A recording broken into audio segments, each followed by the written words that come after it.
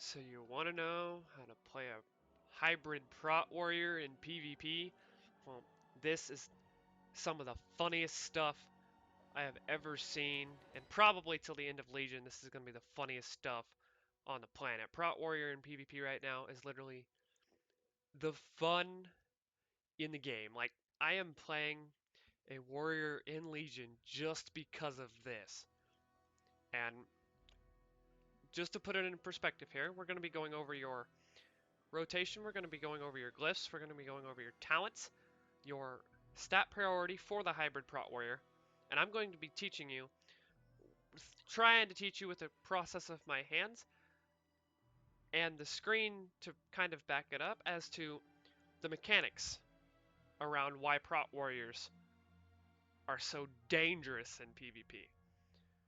You get to a point where a prot warrior is just insane. And so right here, we start out with a warrior and I charge into a warlock. Now, granted, I have a couple people around me, but as we can tell here, I am sitting there casting different abilities at different times. I have double time for my charge ability, and as we can tell there, staying around the warlock eventually killed him. Right here, we can tell right before that mage dropped, I cast shield barrier, which absorbed the majority of that meteor, and then my teammates around me helped me. The hybrid prot warrior is built around sustaining damage coming in and then doing damage going out. So your job is to basically have a high looking health pool, and as we can tell here, I have 736k. My job is basically let me have what looks like a really high health pool, so that way everybody attacks me. So as we can tell here, this Resto Druid, Bark Skin. I Blade Stormed it, instantly got out of the Bark Skin and Entangling Roots, and poof, dead. And we come over here. This is the other thing I wanted to show you guys about. You need to stay in a 35-degree cone in front of your warrior. That is where shield block comes into play. Shield block is basically your 100% dodge chance ability. And if you are not standing in front of somebody and they're standing in front of you, so basically it looks like this, head-on collision, it's going to suck. Now this Mistweaver monk thought it'd be funny to get on these carts. What he doesn't know is that I can jump on him too. So you get up there with roll, well, he ran off. This entire time I'm sitting here casting shield barrier behind my shield block. So you're instantly absorbing any damage that isn't blocked by the shield barrier. And as we can tell here, I Blade Stormed away. Blade Storm I use with two different mechanics. You use it to get out of roots and you use it to get out of slows. I don't use it for damage mostly. I use it as a utility tool and it ends up being an extremely helpful tool. Now as we can tell here, I've Berserker Raged out of the fear, stayed on this Disc Priest over here. This entire time I'm sitting here casting Devastate to try and get my shield slam to sit there and proc, because you're only going to want to be casting Heroic Strike and Revenge and Shield Slam the majority of the time on cooldown. There are a few circumstances with right when you join in and right when you're about to kill the person, you can just go ham on them, but other than that, try and make it to where they only pop on the flash ups. So as we can tell here, I had a Fire Mage sitting on me. Shield Barrier is your friend, and since you are constantly taking rage due to your 4-piece, which I will show off here in a little bit, Shield Barrier should be up 100% of the time when you are soloing any caster class. Now, with this hybrid prot build, I've been able to solo up to 5v1s just because of Enraged Regeneration and Victory Rush. As we can tell here, I'm sitting here trying to cast Heroic Throw over a hill. That doesn't exactly work out, and this priest tried to cast their little Psychic Horror or whatever that roots me. Blade Storm gets you right out of that as well. Now, as we can tell here, I went ahead and mounted up. I'm going to help our cart carrier right now because we went for the cart with 2 bases in hopes that it would get all the way across. went ahead and intervened down to him, and we're sitting there running over to this Disc Priest. Now, the only reason I storm bolted the Disc Priest was so that way my priest could get a little further away, because priests have a range fear, which is really weird. So I went ahead, while this priest is sitting on me, cast Shield Barrier. Very helpful. So we're still sitting here trying to cast Heroic Strike on him. As we can tell, I'm casting Heroic Strike over there because it's sitting on a keybind that I'm sitting here spamming, and as long as it's within that 35-degree window, you can sit there and cast Heroic Strike. The moment it gets outside of that window, you have to turn toward the player. And as we can tell here, my job right now is to just get everybody attacking me. So I intervened to the wrong target there. I did have the intervene glyph up, which sometimes is okay and sometimes isn't. Charging over to that minion, came over and helped my teammate out. So as we can tell here, they're turning on me instead of my priest, which is what we need overall. Because as we can tell, my priest gets further away and they all back and they all retreat. So what I went ahead and did here is kept following my priest because there's a warlock showing up. Well, warlocks are pretty stupid. Just saying. But this warlock decided to wait till we were done, cap the cart. I went ahead and said, hey, let's try and take top up. But nope, we went for mid. But that'll show up here in a second. So while we were running around here, you have a 360-degree circle sitting around your tune. You need to take that front 35 to 45% around your tune. That is the distance shield block covers. Shield barrier will cover any incoming damage. Right here you can tell I got hit with that, but the moment I get out of it, I should have casted shield barrier there, but I didn't. And I cast shield barrier here, and then I blade storm to get out of the slope. Basically now, I shield barrier to disable all that damage from the fire mage, and then ran over to the disc priest, stunned him so that way my priest could get further and back over to the cart. Now, this is where it got a little interesting. I went ahead and stayed on this fire mage for a little bit to let my cart carrier get out of here. This battleground is based on keeping the cart carriers alive and grabbing flags. So, flags are bases. And while you have your bases up, you can sit there and take gold from the Horde or the Alliance, and they can take gold from you. And so as we can tell over here, my flag carrier is getting beat up. I ran over here, viged him, because I had Vigilance talent up, and he's still running off. I get Cycloned. Heroic Leap is your friend with Glyph. Use it. I'm going to explain that here in a second. But Heroic Leap gives you a 70% for 3 or 4 seconds after you use the Glyph. So, as we can tell here, my priest is sitting. This is what you do.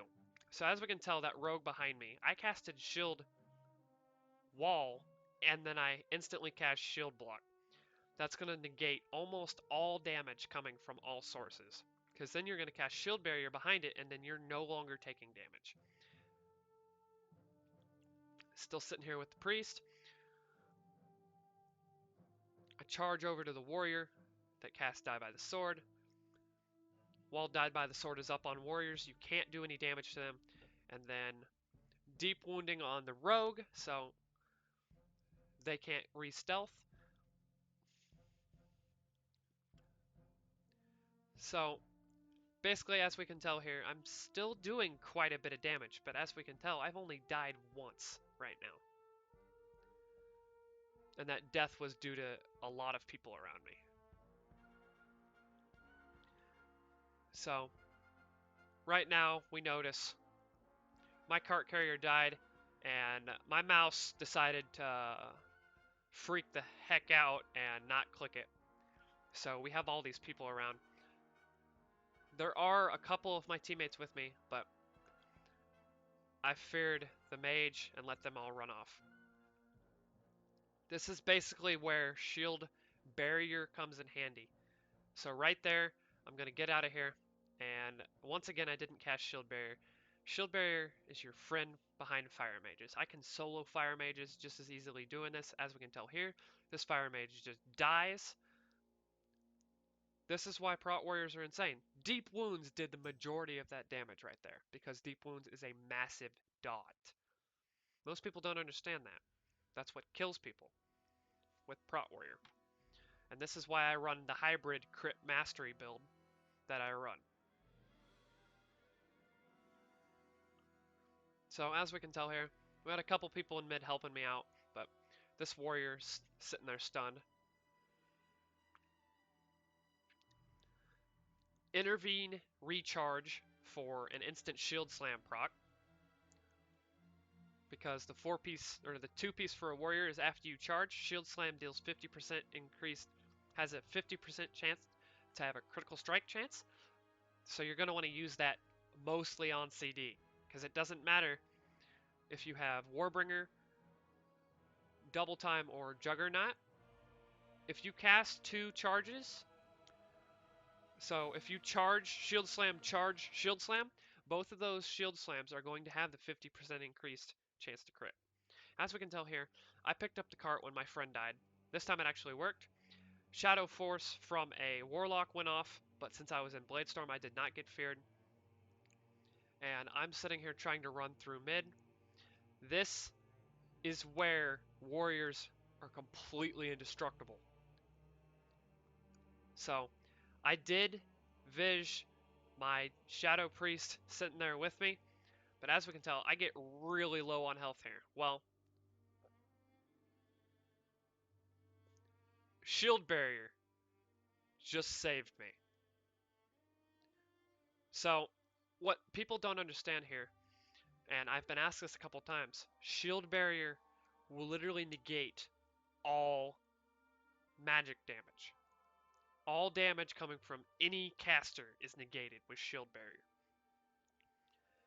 That is how you stay alive at really low hit points. And the moment you get to 35%, you're going to want to be casting Enrage Regeneration, and if you have Victory Rush up, use it on the first available target. Because if you get below 35%, Marksmanship Hunters, Dispatch Rogues, and one other class, Rep Paladin, can sit there and murder you.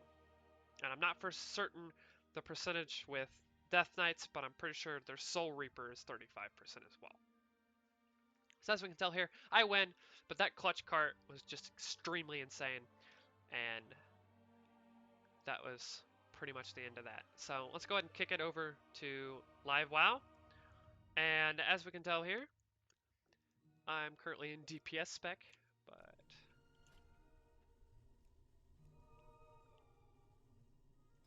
the moment we switch over to Prot here, I am running for our stat priority, I am running Mastery equals crit, and then Versatility haste, multi-strike. So I'm stacking as much mastery and as much crit as possible, but I'm trying to keep them as equal as possible, because as you're casting critical strike, and if you stack mastery, critical strike increases your parry chance, mastery increases your critical block. Every time someone crits you, within the 35 window, you're going to have a chance to critically block. And any critical attack is going to be blocked. So I can't show that as well as showing what happened over there, but that is our stat priority, and once again, it is mastery equals crit, versatility, haste, multi-strike. Multi-strike is a piece of crap stat in PvP. You are not going to want to be using it at all, because it is completely reduced. And they're getting rid of it in Legion, so there's no point in using it. So, as we can tell here, my talents are as follows. 15, I am using double time. However, you can use Juggernaut if you wish. I just use double time for that second charge on if a mage blinks or a warlock goes back to their portal. I have that chance to recast the shield slam. Never use Warbringer. It's on a 20-second cooldown, and the only benefit of it is rooting instead of stunning. Well, stunning instead of rooting, my bad. So for our level 30 talent, The only talent in question for all specs, and I know it's Prot Warrior, but for all specs, you're going to be running Enraged Regeneration. Enraged Regeneration instantly heals you for 10%, and over the next 5 seconds heals you for another 20%. So you are getting a 30% heal every minute. This can keep you healed above that 35% mark, and you are going to sit there and survive. Second wind sucks because you can't be doing any damage if you're stunned. This you can use while stunned, while feared, you can use, so it's very helpful. Impending Victory requires Rage, and it doesn't really heal you for very much. And if you take Impending Victory, you're not going to be able to use Victory Rush. Level 45, for our Prot Warrior, I run Heavy Repercussions. Why do I run Heavy Repercussions? Shield Slam deals an additional 30% damage, while Shield Barrier and Shield Block are active. So with Shield Slam doing as much damage as possible, your 2-piece is when you charge, critical strike chance of your next Shield Slam is increased by 50%. So not only are you increasing the critical strike chance of that by 50%, you are increasing its damage by another 30% after you cast one of those two. This row will change for Arms, Prot, and Fury with these other two talents, but I never run Sudden Death. Sudden Death is not good for the Hybrid Warrior, and I'm not so certain if it's good for normal play, but I run Heavy Repercussions. Unyielding Strikes you don't really want to touch because that revolves around Heroic Strike, and I'm honestly never casting Heroic Strike. I do have it glyphed to hit 2 targets, but I'm never casting it. Level 60, you are going to be running Stormbolt. If you do feel like the Battleground, you're going to be staying around a bunch of targets, which should be 9 times out of 10, but sometimes it's not, as we saw in that video earlier. I run Shockwave. So you can reduce this cooldown to 20 seconds. This has a 30-second cooldown. So if you have 3 or more targets, Shockwave is the way to go. Stormbolt otherwise. Never use Dragon's Roar in PvP on Prot. Level 75, all 3 of these talents are extravagantly useful. I run Vigilance because it instantly protects whatever target you give them 30% reduced damage. And it doesn't work in PvP other than pets, but it allows you to sit there and cast Taunt constantly. Safeguard replaces Intervene. I use Intervene to get 2 targets, not to exactly protect them, but your normal Intervene intercepts the next melee ability within 10 seconds. Safeguard buffs that to 25 yards, and instead of 10, and for the next 6 seconds, instead of blocking the next attack, it'll block every attack made and reduce damage for 6 seconds. The tooltip and the testing are 2 separate things, but that does block every melee and every ranged attack for 6 seconds. Mass Spell Reflection, so if you're going to be in the middle of all of your teammates, so Warsong Gulch, Alterac Valley, Arathi Basin, just to name a few, I would run Mass Spell Reflection. Level 90, Bladestorm.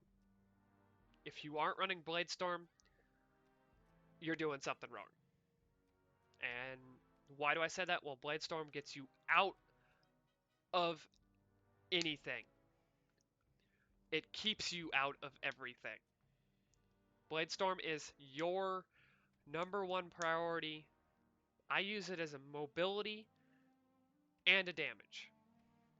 So as we saw in the video a second ago, the shadow thing from the Warlock, I didn't get stunned by it because I was in Bladestorm. Bladestorm makes you immune to every single movement impairment effect. It's extravagantly helpful. These other two, I never run except for the rare occasion where I'm running Avatar, and Avatar I found out. So it increases the damage, removing all roots and snares, but after it removes those roots and snares, you're still gonna get feared, you're gonna get slowed. It only removes it, it doesn't keep them removed. So that 20% damage isn't helpful. For our level 100 talent, you're going to be running Gladiator's Resolve. Gladiator's Resolve, as we can tell here, increases the damage reduction by 5%. So I have decreased 30% damage while in defensive stance, and I never run God stance. Never take these other two in prot. For your glyphs, I run Bull Rush, Heroic Leap, and Cleave. Bull Rush allows you to generate 15 additional charge, so you're going to have 15 charge from the charge, and charge automatically generates 35 rage because of this. So after 35, Shield Slam is going to do 20, so that's 55, and Revenge does another 20, so that's 75. So what you're going to want to do, the moment you cast all three of those abilities, is cast Shield Block and Shield Barrier. That'll reduce all your damage taken instantly, and you are just going to become an unstoppable truck. Your minor glyphs are optional. If you don't like the Heroic Leap glyph that increases your speed for 3 seconds, I would run probably Rune Interruption or Shield Wall. I sometimes run Shield Wall instead of Cleave. So instead of your Heroic Strike now taking 2 targets, Shield Wall does an additional 20%, and its cooldown is increased by 2 minutes. So instead of it being a 2-minute cooldown, it's a 4-minute cooldown, but you have more control over it because you can completely shut down somebody's burst with that. So our rotation, for your Prot Warrior rotation, it is very, very finicky, meaning that you have to know what's happening while it's happening. Are you being hit by a rogue? Are you being hit by a mage? All those things come into play. And if you need to know where all that stuff is, it's very, very helpful. Come over here to interface, names, class colors. So your Prot Warrior rotation, as I said a second ago, charge, Shield Slam, Revenge, Shield Block, Shield Barrier, and then I just go straight into a normalized rotation where I'm only casting Revenge and Blade Storm, Heroic Leap. It's very, very situational, and you're going to be using it based on if you need to generate rage, if you just want to deal a ton of rage. So it's kind of hard to demonstrate that. But the other cool effect behind Devastate. So Devastate will do deep wounds, which keeps rogues out of stealth. So if we come back over here and I cast this on the target real quick, deep wounds for 19 seconds basically, the target bleeds. But it's so the only downside to that is if your deep wounds will fall off if the target reaches full health, but 9 times out of 10, deep wounds keeps them from getting at full health. So this is kind of hard to show, but I'm going to try and do the best I can. So if we zoom into my character here and take out the name real quick, and I point it straight down, so my character is pointing at the training dummies here. If I point it straight down, so we can tell around my toon, you need to picture a 360-degree circle. And within that 360-degree circle, the front 45% is where shield block is active.